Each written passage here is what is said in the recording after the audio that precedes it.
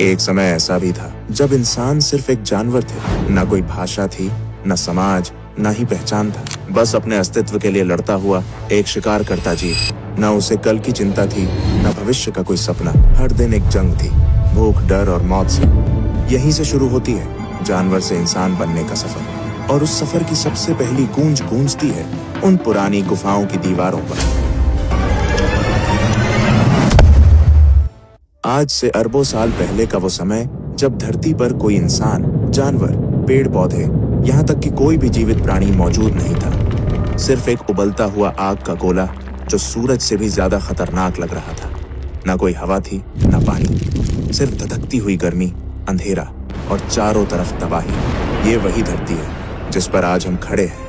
लेकिन तब इसका वातावरण इतना विषैला और गर्म था कि जीवन का कोई सवाल ही नहीं उठता था। धीरे धीरे लाखों साल बीत गए। धरती ठंडी होने लगी, ज्वालामुखी शांत होने लगे और धरती का पहला समुद्र बना। इन समुद्र में विभिन्न रासायनिक पदार्थ एक दूसरे के संपर्क में आने लगे और एक अद्भुत प्रक्रिया की शुरुआत हुई, जीवन की प्रक्रिया। पहले पहल सूक्ष्म जीव बने जिन्हें हम प्रोकैरियोटिक कोशिकाएं कहते हैं। ये इतने छोटे थे कि उन्हें देखने के लिए माइक्रोस्कोप की भी जरूरत पड़ती। ये प्राणी ही जीवन की पहली कड़ी थे। कोई हाथ पैर नहीं, कोई दिमाग नहीं, बस एक सरल कोशिका जो जीवन के पहिए को घुमा रही थी। धीरे धीरे प्रोकैरियोटिक जीवों ने खुद को विकसित किया और यूकैरियोटिक जीव अस्तित्व में आए। अब जीवन सिर्फ एक कोशिका तक सीमित नहीं था, बल्कि कई कोशिकाएं मिलकर एक शरीर का निर्माण करने लगी थी। फिर समय के साथ धरती का वातावरण बदलता गया। पृथ्वी में ऑक्सीजन की मात्रा बढ़ने लगी और समुद्र जीवों से भरने लगे। फिर आया एक ऐसा समय जिसने जीवन की दिशा ही बदल दी। इस दौरान हजारों नई प्रजातियां एक साथ विकसित हुईं। जटिल जीव जैसे मछलियां, कीड़े, जेलीफिश और कई अनोखे समुद्री जीवों का आगमन हुआ। रीढ़ वाले जीव पहली बार दिखने लगे। जीवन तेजी से विकसित होने लगा और फिर कुछ जीव पानी से बाहर निकलकर धरती पर भी अपने पैर जमाने लगे। कुछ मछलियां विकसित होकर उभयचर यानी एम्फिबियंस बन गईं, जिन्हें पहले पानी और फिर धीरे धीरे जमीन पर रहने की ताकत मिली। फिर आए सरीसृप यानी रेप्टाइल्स।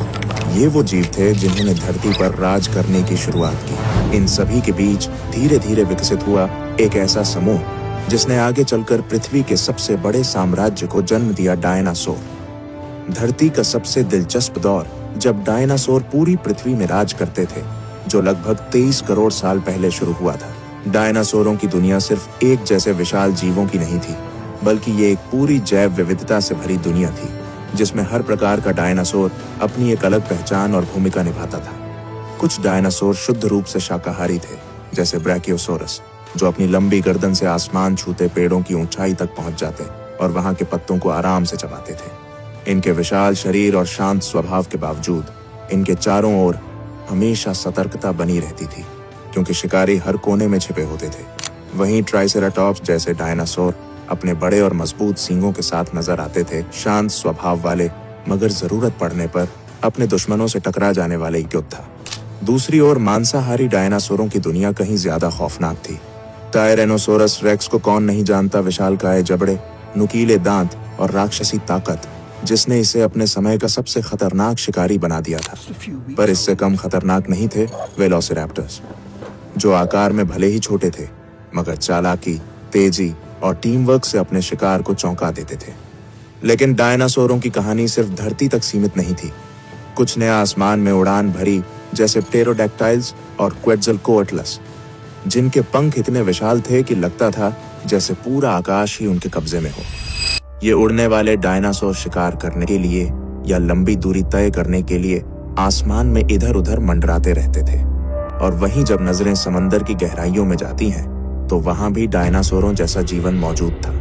मोसासोरस जैसे समुद्री शिकारी अपनी ताकतवर पूंछ और जबड़ों से पूरे समुद्री जीव जगत पर राज करते थे, जबकि प्लीसियोसोरस अपनी लंबी गर्दन और तेज तैराकी के साथ गहराइयों में शिकार की तलाश में निकलते थे। यानी डायनासोरों का युग धरती, आकाश और समुद्र तीनों में फैला हुआ था और हर जगह वे अपनी अपनी दुनिया के बादशाह थे। डायनासोरों का साम्राज्य करीब 18 करोड़ साल तक चलता रहा, लेकिन फिर करीब 6.5 करोड़ साल पहले धरती पर एक विनाशकारी घटना घटी। एक विशाल उल्कापिंड मेक्सिको के युकाटन प्रायद्वीप से टकराया। इस टक्कर की ताकत इतनी जबरदस्त थी कि उसने आसमान में धूल और राख का अंधेरा फैला दिया। सूरज की रोशनी धरती तक पहुंचनी बंद हो गई, तापमान गिरने लगा और सबसे पहले असर पड़ा पेड़ पौधों पर। जंगल धीरे धीरे सूखने लगे। जब पेड़ पौधे नहीं बचे तो शाकाहारी जीव भूख से मरने लगे, और जब शाकाहारी खत्म हुए तो मांसाहारी भी ज्यादा दिनों तक टिक नहीं पाए। धीरे धीरे बड़े जीवों की प्रजातियां एक एक कर खत्म होने लगीं। ऐसा लगा जैसे पूरी धरती की जीवन का कड़ी टूट रही हो। और यहीं पर खत्म हो गया डायनासोरों का करोड़ों साल पुराना साम्राज्य। मगर इस तबाही के बीच धरती एक नई शुरुआत की तैयारी कर रही थी। एक नई सभ्यता, नए जीव और अंततः इंसानों का युग शुरू होने वाला था। डायनासोरों के विनाश के बाद धरती पर एक नया अध्याय शुरू हुआ। करोड़ों सालों तक दबे, छिपे और भय में जीने वाले छोटे छोटे स्तनधारी जीव अब मुक्त थे। पहले ये जीव पेड़ों की झाड़ियों में, जमीन के नीचे बिलों में या चट्टानों की दरारों में छिपकर रहते थे, क्योंकि धरती पर डायनासोरों का राज था और उनका किसी भी समय शिकार हो जाना तय था। मगर अब वह डर मिट चुका था। वातावरण धीरे धीरे स्थिर हो रहा था और जीवन को फिर से फैलने का मौका मिल रहा था। इन स्तनधारियों की खासियत थी कि इनके शरीर पर फर था, जिससे ये तापमान के बदलते हालात में खुद को बचा सकते थे।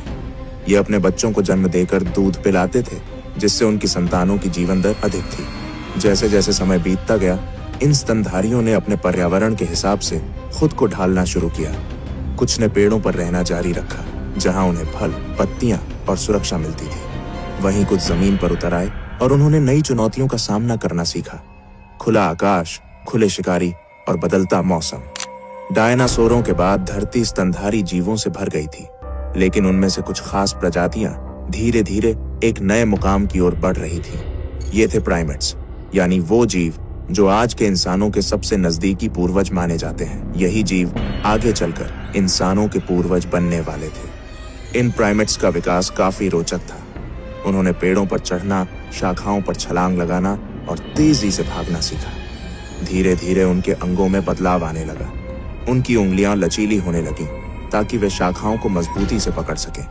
उनके हाथ अब सिर्फ पकड़ने के लिए नहीं, बल्कि चीजों को घुमा फिराकर समझने और उपयोग करने के लिए बनने लगे। सबसे महत्वपूर्ण बदलावों में से एक था आंखों की स्थिति।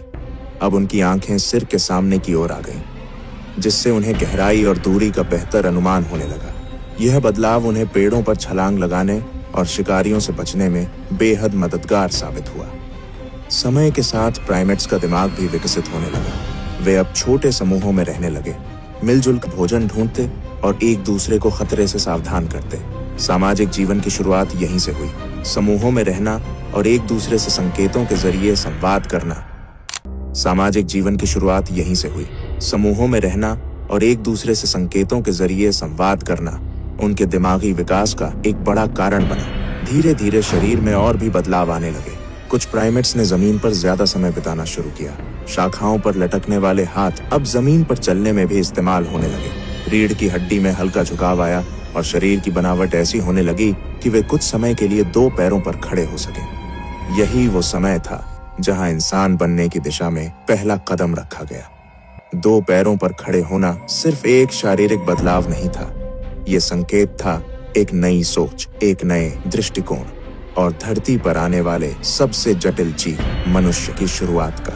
आज से लगभग 20 लाख साल पहले इंसानी विकास की यात्रा ने एक नया मोड़ लिया। होमो इरेक्टस का उदय हुआ, जिसका अर्थ है सीधा खड़ा होने वाला मानव। यह हमारे पूर्वजों की इवोल्यूशनरी कड़ी में एक बेहद अहम पड़ाव था। होमो इरेक्टस न सिर्फ दिखने में पहले के प्राइमेट्स से अलग था, बल्कि इसकी क्षमताएं भी कहीं अधिक विकसित थीं। इनका मस्तिष्क पहले की तुलना में बड़ा और अधिक जटिल हो चुका था, जिससे सोचने, समझने और समस्याओं को हल करने की क्षमता बढ़ी। इनकी सबसे खास बात थी इनका शरीर। ये पूरी तरह दो पैरों पर सीधा चल सकते थे, जिससे इन्हें लंबी दूरी तय करने में आसानी होती थी।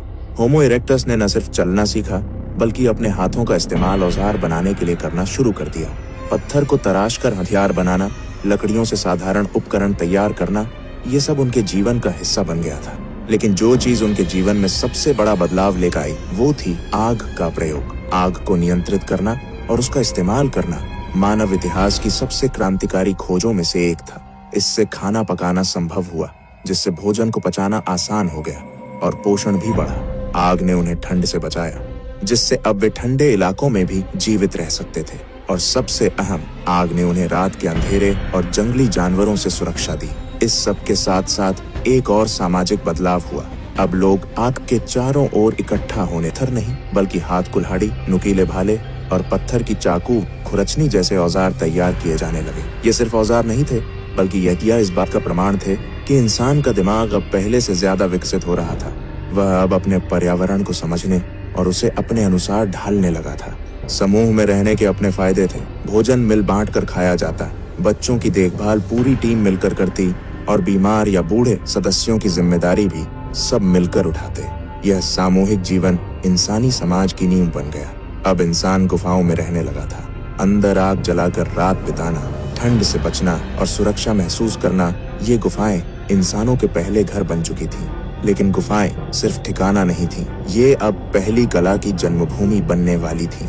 दुनिया भर की पुरानी गुफाओं में आज भी ऐसे चित्र मिलते हैं जिनमें हिरन, भैंसे, हाथी और इंसानों की आकृतियां उकेरी गई हैं। इन चित्रों ने इतिहास को एक नया आयाम दिया, क्योंकि अब इंसान केवल जी नहीं रहा था, वो सोचने, महसूस करने और अपनी भावनाओं को व्यक्त करने लगा था। ये पहली बार था जब मानव ने अपने विचारों को दीवारों पर उकेरना शुरू किया, और यहीं से कला, संस्कृति और आगे चलकर पूरी सभ्यता की शुरुआत हुई। अब हम उस निर्णायक मोड़ पर आ पहुंचे हैं जहां होमो सेपियंस सिर्फ शिकार करने वाले जीव नहीं रह गए थे। अब वे धीरे धीरे इंसान बन रहे थे। एक ऐसा जीव जो सिर्फ जीने के लिए नहीं, बल्कि महसूस करने, बोलने और समझने के लिए भी जीवित था। भाषा कोई एक दिन में नहीं बनी, यह भी लाखों सालों में धीरे धीरे विकसित हुई। शुरुआत हुई इशारों से, हाथों, आंखों और चेहरे के हाव भाव से। अगर आपको ये इंसानी विकास की कहानी पसंद आई हो तो इसे दूसरों तक जरूर पहुंचाइए, क्योंकि जब तक हम अपने अतीत को नहीं जानेंगे तब तक अपने भविष्य की उड़ान को सही मायनों में नहीं समझ पाएंगे। क्योंकि जब तक हम अपनी जड़ें नहीं जानेंगे, हम अपने पंखों की कद्र नहीं कर पाएंगे। तो वीडियो को लाइक करें, चैनल को सब्सक्राइब करके हमारे साथ जुड़े और कमेंट में बताइए आपका क्या मानना है।